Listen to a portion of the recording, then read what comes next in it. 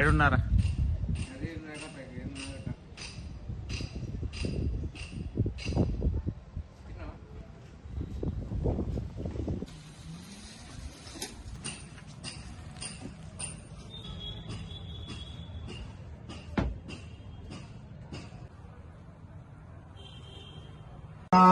బ్రాహ్మణ హరియాసం ద్వైతం యదాయు వస్త్రవిద్యాయ గణాధిపతయే ఓం సూక్ష్మ నీతు పూజయము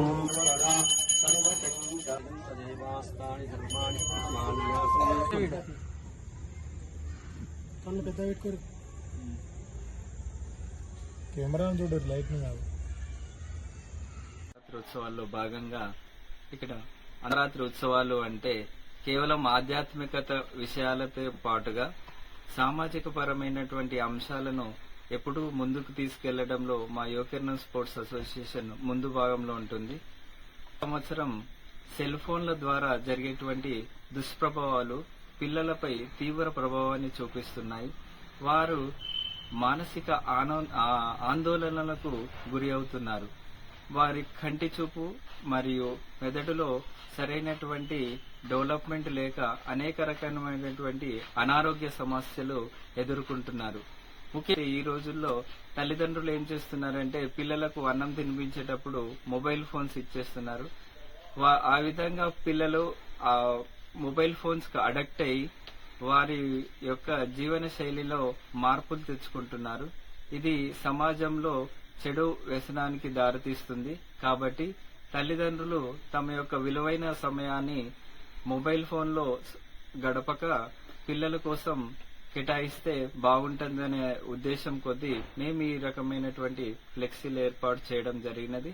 కావున ఇప్పటి నుండైనా సమాజం యొక్క బాధ్యత విలువలతో కూడినటువంటి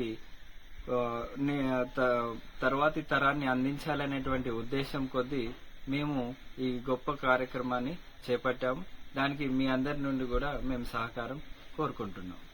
యువకిరణం స్పోర్ట్స్ అసోసియేషన్ ఆధ్వర్యంలో వివిధ రకాల ఫ్లెక్సీలను ఏర్పాటు చేయడం జరిగింది.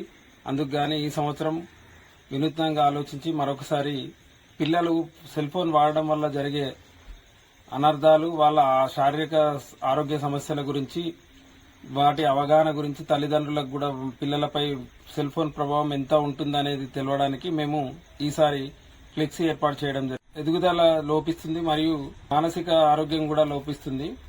ఎందుకనంటే ఈ సెల్ ఫోన్ వాడడం వల్ల శారీరక శ్రమ లేకుండా వాళ్ళు ఒకే దగ్గర కూర్చొని గేమ్లు ఆడడము, దానివల్ల కంటి సమస్యలు, స్థూలకాయం, మళ్ళీ వివిధ రకాల అనారోగ్య సమస్యలు ఎదురవుతున్నాయి. వాళ్ళకు